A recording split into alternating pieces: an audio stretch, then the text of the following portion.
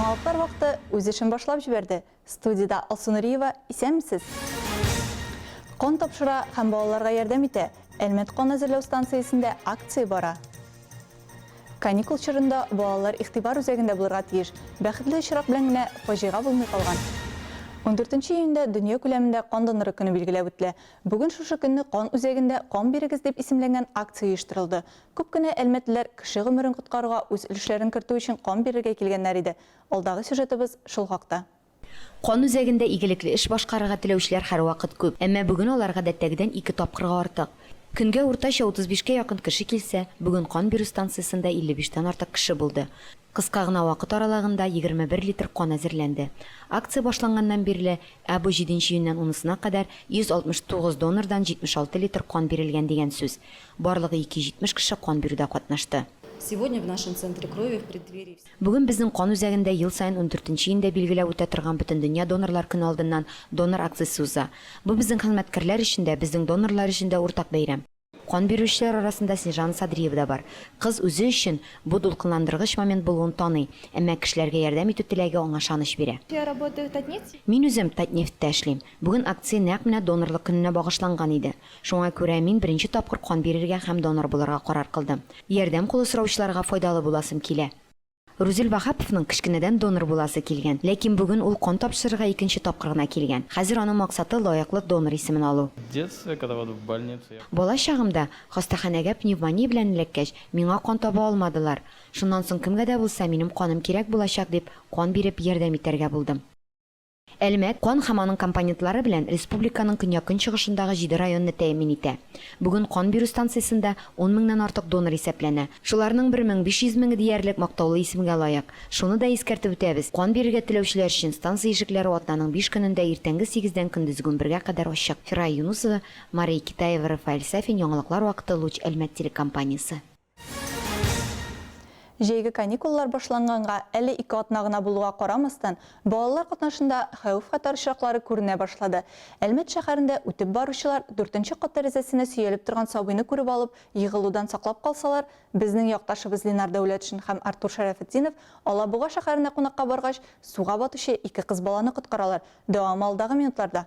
Әлмәт шәһәре Фәхреддин урамы 14 адресы буенча урнашкан йорт янынан үтеп баручылар 4-нче кат тәрәзәсеннән елаган баланы күреп коткаручылар чакыралар. Үзләре шул вакыт эчендә бала егылып төшеп имгәне ихтималын булдырмас өчен асфальтта берничә кат келәмнәр җәяләр. МЧС хезмәткәрләр тиз арада килеп бәхетсезлек очрагын булдырмый кала. ЦПП с 11 отряда. Без 2 юнәлештә эшләдек. Бер группабыз фатирга ишек аша кирергә тырышты. Икенче төркем бала янына автобаскычта менәргә карар кылды. Шул ук вакытта җирдә берәр хәл була калса дип коткару урыны булдырдык. Без бала янына менгәндә ул өйдә бер үзе иде. Хәзерге вакытта бала табиблар күзәтү астында. Полиция хезмәткәрләре әлеге эш буенча материалларны тикшерү органнарына бирергә әзерли. Икенче очракта Алабуга шәһәрендә булмый калган фаҗига үзәгендә безнең якташлар була. 7 июнь көнне Ленар Дәүләтшин гаиләсе һәм туганы белән Алабуганың Шишкин күлләрендә ял итәргә килә. Бездән еракта түгел 2 кыз баланың күл буенда уйнап йөргәнен күрдек. Башта аларның батканнары аңлашылмады да. Балалар бата калка башлагач, аларга ярдәмгә ашыктым. Бер кызчык судан күренми дә башлаган иде. Башта ул кызны су астыннан чыгардым. Аннары икенчесен күл буе бетон белән әйләндереп алынган иде. Бик тайгак иде. Энем балаларны ярга чыгарга булышты. Ленар Дәүләтшин Әлмәт шәһәрендә яши. Ул полиция майоры. Дежур бүлегендә смена начальнигы булып эшли. Хәзерге вакытта тормыш иптәше белән бер ул һәм кыз үстерәләр. Эчке эшләр бүлегендә ул 1999 елдан бирле эшли. Ул көнне Артур Шәрәфетдинов абыйсы янында була. Ул да тумышы белән Әлмәттән, хәзерге көндә ул Алабуга шәһәрендә укый. Ленар кызларын ярга тартып чыгарга энем ярдәм итте. Ул булмаса, миңа бик авыр булыр иде ди. Хәзерге вакытта 9-11 яшьлек кызлар хастаханәдә. Камилла белән Зарина әниләре Ленар Дәүләтшингә хобанда рәхмәтләрен укыйлар. Алсу Амирова, Вероника Рябова, Мария Китаева, Вадим Тарасов, Рафаэль Сафин, яңалыклар вакыты Луч Әлмәт телекомпаниясе. Быел Бөгелмәнең мәшгульлек үзәге 500-гә якын мәктәп укучысын эш белән тәэмин итәчәк. Акча эшләргә теләгән балаларны шәһәр мэры Ленар Закиров та куәтли. Мәктәп яны лагерьларында, предприятиеләрендә эшкә алынган кыз һәм малайларга акчаны шәһәр бюджетыннан бүлеп бирәчәкләр. Бу үзенә күрә районда авыр хәлле гаиләләрдә тәрбияләнүче балаларга ярдәм дә булып тора. Махсус хәбәрчебез Айгөл Шәрәфиева дәвам итә. Аурика Терентьева каникуллар башлану белән эшкә керешкән. Үз алдына максат итеп акча эшләү һәм аларга үс киемнәр сатып алуны куйган. Укулар бетү белән үзе мәшгульлек үзәгенә килеп эшкә урнашкан. Эшне беренче көндә үк биргәннәр. Аурика иптәш кызлар белән үзәк мәйдандагы клумбаларны үләннәрдән арындыра.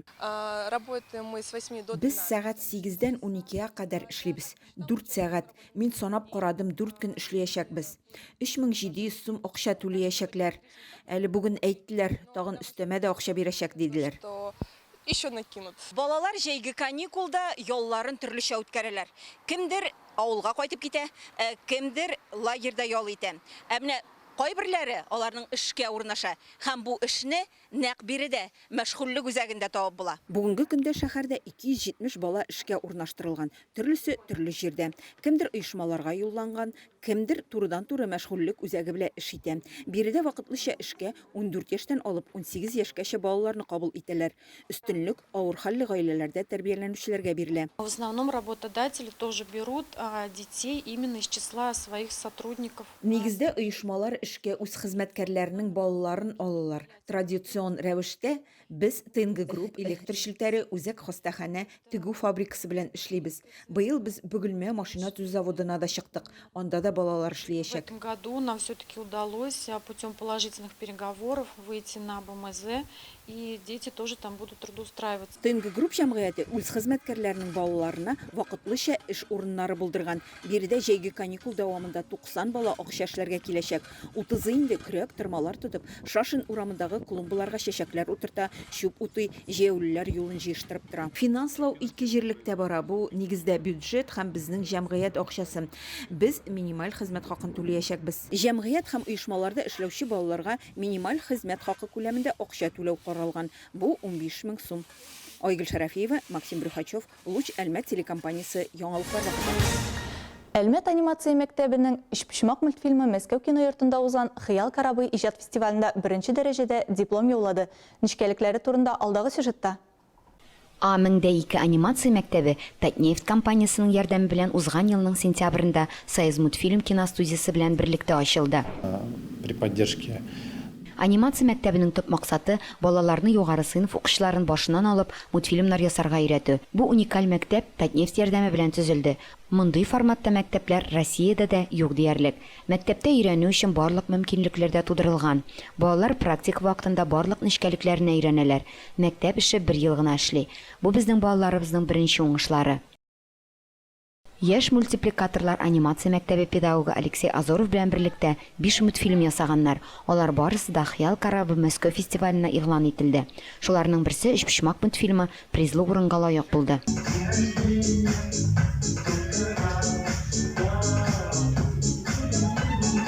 Мультфильм ясау 3 ай дәвамында берничә этапта уза. Балалар бу эшчәнлек белән бәйле анимацияны, һөнәр тарихын узалар, ә аннары практик эшенә күчәләр. Бу эшнең үзенчәлеге шунда, ул төрле балалар белән ясалган. Шуңа күрә бердәм стиль юк. это как раз дает Мультфильмнарны балалар берничә этапта ясыйлар. Эш бик катлаулы, күп вакытны ала торган хезмәт. Башта Татарстанда конкурста катнаштык, призлы урын алганнан соң бөтен Россия буенча катнашырга уйладык. Бөтен Россия дәрәҗәсендәге «Хыял корабы» фестиваленә 1000-нән артык эш тәкъдим ителгән. Күп эшләр тәкъдим ителүенә карамастан, Әлмәт мәктәбенең мультфильмын югары бүләккә лаек дип таптылар. Хәзер мәктәпнең планнары зурдан. Алар үзләрен төрле фестивальләрдә һәм конкурсларда танытасылары килә. Махсус өйрәтелгән педагоглар балалар белән Татнефть тарафыннан булдырылган өр-яңа һәм заманча шартларда эшли. Шуңа күрә Әлмәт анимация мәктәбенең киләчәктә үзләрен лаеклы күрсәтергә мөмкинлекләре бар. Фирай Юнусова, Вероника Рябова, Рафаэль Сафин, яңалыклар вакыты, Луч Әлмәт телекомпаниясе. Ознакай каласында Сабантуйга әзерлек бара. Милли бәйрәмбез 13 июньдә Сабантуй мәйданында сәгать 10-да театральләштерелгән тамаша белән башланып китәчәк. Иртәнге 9-дан көндезге 2-гә чаклы районда яшәүче диаспораларның милли көнкүреш күргәзмәләре эшләячәк. 11 сәгатьтән көндезге 3-кә кадәр кунаклар өчен Татарстанның халык артисты Зәйнәп Фәхретдинова һәм республиканың атказанган артисты Рауил Галиев, Фәйзи Гаскәров исемендәге Башкорт дәүләт бию ансамбле, шулай ук район сәгатькәрләре чыгыш ясаячак. Әлбәттә инде балалар һәм уллар өчен уеннар, ярышлар планлаштырылган. Кичен исә юбилейный стадионында Татарстанның атказанган артисты Фирдүс Тимаев концерты булачак. Биредә сүрән суктылар, бүләк җыю йоласы һәр ел сайын югары дәрәҗәдә башкарыла. Махсус хәбәрчебез Илмира Шәрифуллина дәвам итә. Тиздән халкыбызның яратып көтеп алган милли бәйрәме Сабан туйлары җитә. Сабан туй ул әлбәттә сүрән сугу белән башланып китә. Һәм инде менә бүген азнакайлылар милливлекне, традицияны саклап сүрән сугарга чыктылар. Әлеге матур чараны шәһәрнең мәдәният сарае һәм халыклар дуслыгы йорты коллективлары оештырды. Халкыбызның милли традицияларын хөрмәт итеп, матур милли киемнәрдән атлар җигеп чыктылар алар. Гармон моңнарына кушылып җырлап узучыларны шәһәр халкы хуплап каршы алды. Сабантуй батырына әзерләгән сөлге яулыкларын кулгага бәйләделәр. Баянга кушылып җырладылар, җилкенеп биюләр биеделәр. Күтәренке кәеф белән башланып киткән милли бәйрәмебез бик күңелле узар дип ышанабыз. Илмира Шәрифуллина, Рөстәм Акбаров, яңалыклар вакыты, Луч, Әлмәт телекомпаниясе. Сабан туйга рәхим итегез! Азнакайда сүрән салу булса, Әлмәт районы Миңлебай авылында яулык җыю, Сабан туй алдыннан уздырыла торган милли йолабызны әнә шулай дип атыйлар. Әлеге чарада Рәдифә Нугманова да булып кайтты. Сабантуй бәйрәме Миңлебай авылы халкы өчен аерата сагынып һәм көтеп алынган бәйрәм. Шуңа күрә биредә яулык җыю йоласын да авыл халкы яратып һәм сагынып көтеп ала.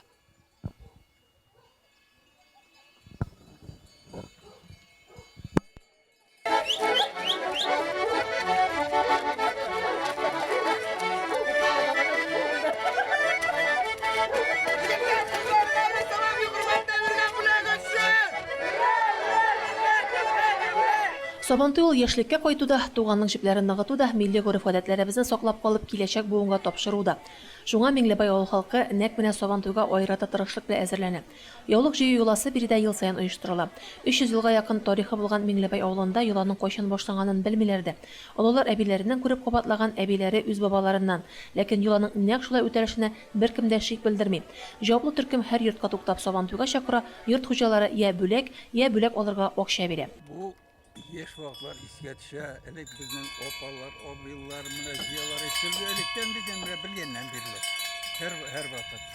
Менә настроение күтәрә. Шуны менә шунда килгәч, яшьсе килеп куя.